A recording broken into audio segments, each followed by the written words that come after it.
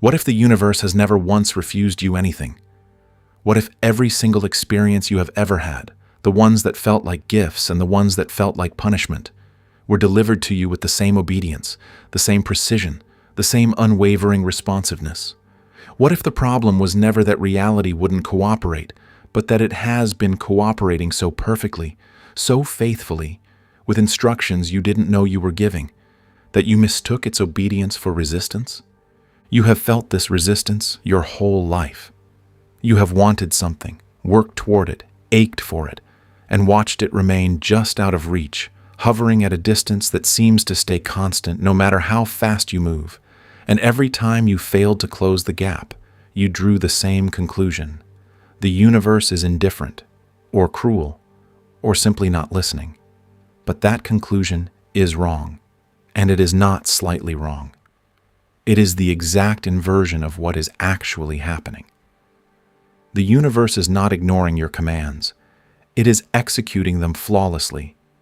You have simply never examined what you are actually commanding.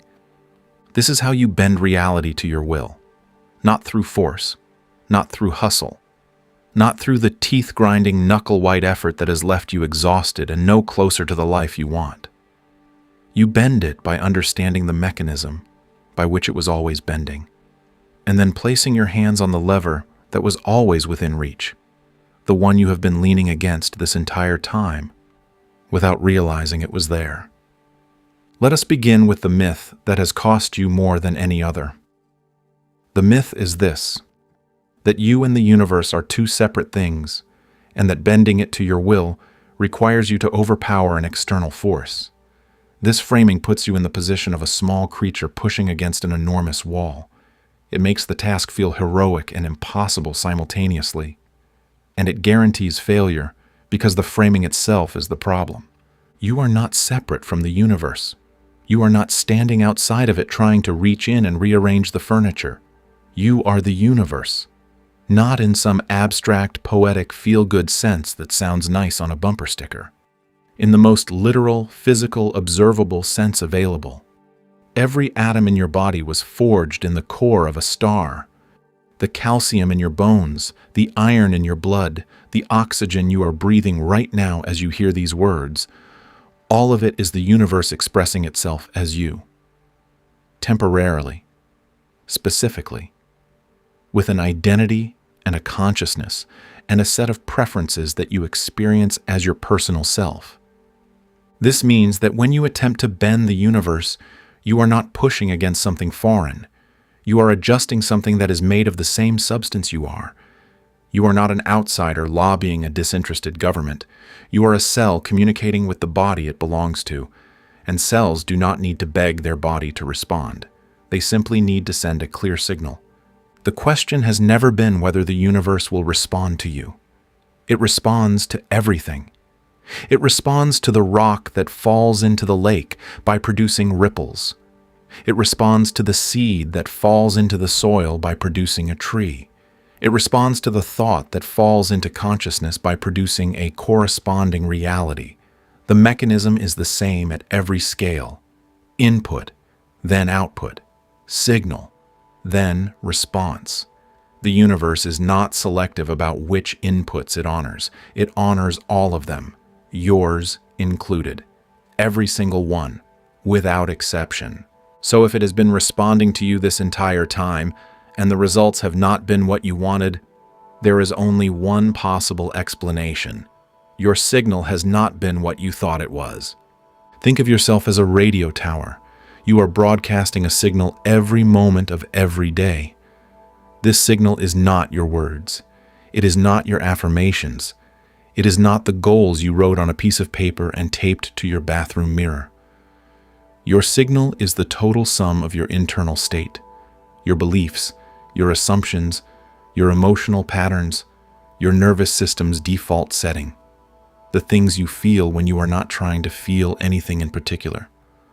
All of this, combined and transmitted simultaneously, forms a frequency, and the universe, functioning as the most precise receiver ever constructed, picks up that frequency and delivers back to you a reality that matches it with mathematical exactness. You do not get what you ask for. You get what you broadcast. And for most people, there is a staggering gap between the two. They ask for abundance while broadcasting scarcity. They ask for love while broadcasting unworthiness. They ask for freedom while broadcasting the belief that they are trapped. The words point north. The signal points south. And the universe, which does not read words but reads frequency, follows the signal every time. This is why wanting something badly has never been enough. Wanting something badly is often the very frequency that repels it, because the intensity of the wanting is almost always a measurement of how far from it you believe yourself to be. The person who desperately wants money is not broadcasting the frequency of wealth. They are broadcasting the frequency of someone who does not have money and is terrified by that fact. The person who desperately wants love is not broadcasting the frequency of a loved person. They are broadcasting the frequency of someone who feels fundamentally alone. And the universe, with its perfect, non-judgmental, almost mechanical responsiveness, receives that frequency and builds a reality to match it. You have been commanding the universe your entire life. You just did not recognize your own commands. Every deeply held belief is a command. Every habitual emotion is a command. Every assumption about what is possible for someone like you is a command. And every command has been fulfilled. Look at your life right now. Every aspect of it. The money, the relationships, the health, the opportunities, the recurring problems that seem to follow you regardless of what you do. All of it is the printout. All of it is the universe's receipt, showing you with perfect transparency exactly what frequency you have been transmitting. This is not a punishment. This is an invitation. Because the same mechanism that built the life you have is the mechanism that will build the life you want. You do not need a different universe. You need a different signal. So how do you change the signal? Not temporarily, not for a meditation session or an inspired afternoon. How do you change it at the root, so that your default broadcast, the one running in the background while you are washing dishes and commuting to work and lying awake at 3 a.m, is transmitting the frequency of the life you are choosing? The first thing you must understand is that your signal is not generated by your conscious mind. Your conscious mind is the part of you reading these words right now. It is rational. It is analytical. It is capable of holding a thought for a few seconds before another thought replaces it. And it accounts for roughly 5% of your total mental activity. The other 95% is your subconscious. And your subconscious is where the real signal lives. Your subconscious mind is the warehouse of every experience you have ever had, every conclusion you have ever drawn, every emotion you have ever suppressed, every belief you absorbed before you were old enough to question it. It is running programs that were installed in you during the first 7 years of your life, programs written by your parents, your environment, your early experiences of love and pain and belonging and rejection. You did not choose these programs. You could not have chosen them. You were a child. You absorbed what was around you the way a sponge absorbs water, without filter, without discrimination, without the cognitive ability to say, I reject this belief because it does not serve the life I want to build. And those programs are still running. Right now. They are the source of your signal. They are the reason you can recite a positive affirmation 1,000 times and feel nothing change, because the affirmation is being spoken by the 5%, while the 95% continues to broadcast the old frequency without interruption. You are trying to overpower a symphony orchestra with a whisper. The whisper is not wrong. It is simply too quiet to be heard over the music that has been playing since before you could speak. Bending the universe to your will requires you to change the music, not to shout louder over it, to actually reach the orchestra and hand it a new score. There are 2 doorways into the subconscious mind, and both of them bypass the rational, analytical guard that normally prevents new information from reaching the deeper layers. The first doorway is repetition combined with feeling. The second is the state between waking and sleeping. Let us take them one at a time. Repetition alone does nothing. You can repeat a statement 10,000 times with no emotional engagement, and it will bounce off your subconscious like a tennis ball off a wall. The subconscious does not respond to words. It responds to felt experience. It responds to images saturated with emotion. It responds to the felt sense of something being real, not the intellectual assertion that you wish it were real. So the practice is this. You choose the state you want to inhabit, not the thing you want to have, the state you want to live in. If you want financial freedom, the state is the felt experience of ease around money, the relaxed shoulders, the unclenched jaw, the absence of the low-grade hum of calculation that follows you through every purchase.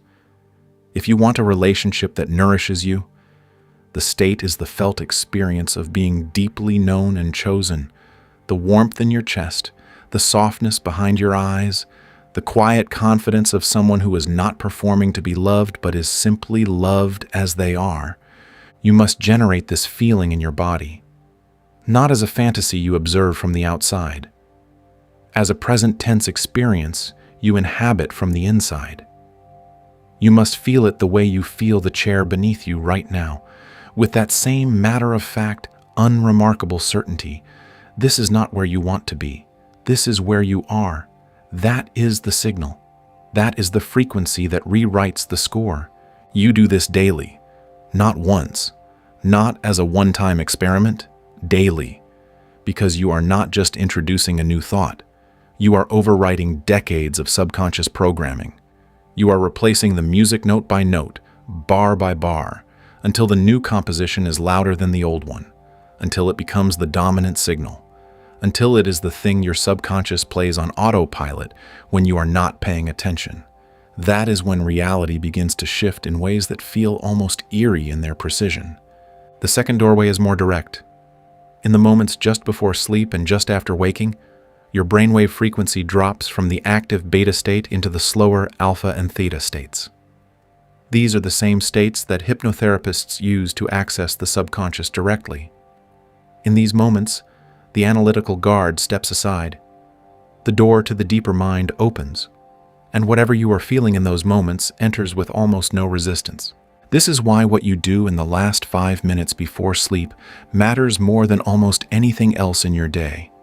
If you fall asleep replaying a worry, reviewing a fear, rehearsing a conflict, you are feeding that directly into the programming center of your mind. You are handing the orchestra a score and saying, "Play this for the next 8 hours while I am unconscious and unable to intervene." And it will, faithfully, without question. But if you fall asleep inside the felt experience of your chosen state, if the last thing your subconscious receives before it begins its nightly work is the feeling of already having what you want, the feeling of being the person who lives the life you are building, then that is the score it will play. That is the signal it will broadcast while you sleep. And it will continue to broadcast it when you wake, carrying the residue of the state into your morning, coloring your first thoughts, influencing your first emotions, setting the tone for the signal you send for the rest of the day. This is not visualization in the way most people practice it.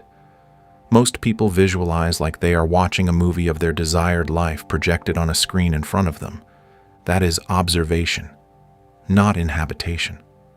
The screen is still separate from them. The universe does not respond to what you observe. It responds to what you inhabit.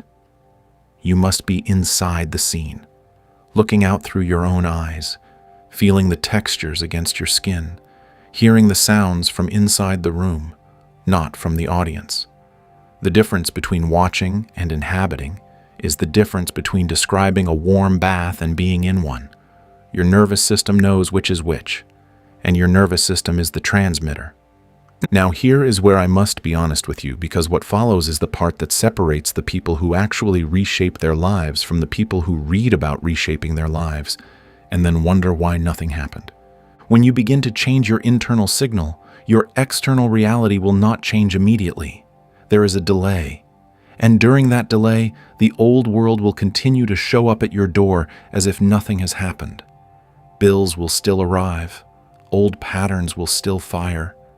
people will still treat you the way they always have, and every one of these old arrivals will present itself as evidence that nothing is working, that you are fooling yourself, that the new signal is a fiction and the old reality is the truth.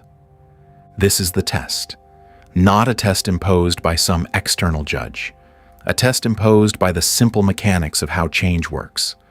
The old reality is a delayed reflection of the old signal. It was already in motion before you changed. It is a train that was dispatched yesterday and is arriving on schedule today. You would not look at a train that departed 12 hours ago and conclude that the new schedule you just posted is a failure. You would understand that the old trains need time to finish their journeys before the new ones begin theirs. But your mind does not think in terms of signal delays. Your mind thinks in terms of immediate feedback. And when the immediate feedback contradicts the new state you are trying to hold, the temptation to collapse back into the old frequency is enormous. This is the moment where most people abandon the work. They interpret the delay as proof that nothing is changing, when in fact it is simply proof that change has not yet had time to materialize in physical form.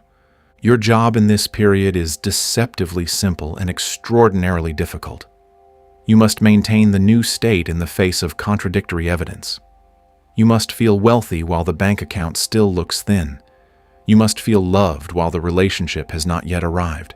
You must feel healthy while the body is still healing. You must hold the frequency of the new signal with enough consistency and enough emotional conviction that the subconscious does not interpret the old evidence as a correction and snap back to the old programming. This is not denial. You are not pretending the old reality does not exist. You are simply refusing to let it dictate your internal state. You handle what needs to be handled. You pay the bill. You address the problem. You navigate the practical requirement. But you do so from inside the new frequency rather than from inside the old one. The action looks the same from the outside. The energy behind it is entirely different. And it is the energy behind the action, not the action itself, that determines what comes next. There is a moment in this process that no one can adequately describe to you, a moment you can only recognize by living through it. It is the moment when the delay ends and the new signal begins to print. It does not announce itself with fireworks. It arrives quietly, a conversation that opens an unexpected door, a solution that appears before the problem fully develops, a shift in how someone treats you that has no apparent cause, a feeling in your chest that something has rearranged itself beneath the surface, like tectonic plates settling into a new configuration. And then it accelerates. Because once the first evidence of the new signal appears, your belief in it strengthens, and strengthened belief produces a stronger signal, and a stronger signal produces more evidence, and more evidence produces more belief. The system that was working against you, the loop of negative evidence reinforcing negative belief, reinforcing negative signal, is now working for you in the exact same way, but in the opposite direction. The spiral reverses, and the upward momentum builds with the same relentless force that the downward momentum once carried. This is what it looks like when reality bends. Not a dramatic, cinematic moment where the sky opens and destiny descends. A quiet reorganization of your daily experience that begins to feel so natural, so organic, so obviously right that you wonder how you ever lived any other way. The pieces were always there. The people, the opportunities, the resources, the timing. They were scattered across a table like the pieces of a puzzle you could not solve. But you could not solve it because you were looking at it through the wrong lens. The moment the lens changed, the picture became obvious, and the pieces began to fall into place, not because you forced them, but because you could finally see where they belonged. You have spent your life trying to rearrange the world with your hands, pushing, pulling, gripping, fighting, treating reality like a stubborn object that must be wrestled into submission. And that approach has produced exactly the kind of results that wrestling produces: bruises, exhaustion, the occasional temporary victory that collapses the moment you loosen your grip. But the universe was never a wall to push against. It was a mirror to speak into. And the mirror has been listening perfectly to every word you said, every feeling you held, every belief you carried so deeply you mistook it for the shape of the world rather than the shape of your own mind. You do not bend the universe by overpowering it. You bend it the way water bends stone, not through force, through persistence, through the quiet, consistent, unhurried pressure of a frequency held so steadily for so long that reality has no template left to work from except the one you have chosen. The water does not fight the rock. It does not resent the rock. It simply continues to be what it is, flowing in the direction of its own nature. And in time, the rock takes the shape of the water. Not because the water demanded it, because the water never stopped. Be the water. Hold your state. Send your signal. Let the old receipts arrive without letting them rewrite your order. And trust, not with blind faith, but with the calm understanding of someone who finally sees the mechanism clearly, that the universe has never once failed to deliver a perfect match to the frequency it received. It was always bending. It bends for everyone, every moment, without exception. The only question that ever mattered was not whether it would bend for you. It was what shape you were asking it to take. Now you know how to ask. Ask clearly. Ask from the body, not just the mind. Ask with the quiet authority of someone who understands that they are not begging an external power for a favor, but instructing an extension of themselves to take a new form. And then watch. Patiently, without grasping, without checking the mirror every 5 minutes to see if the reflection has changed. It will change. Not because you forced it, because you finally gave it something coherent to reflect.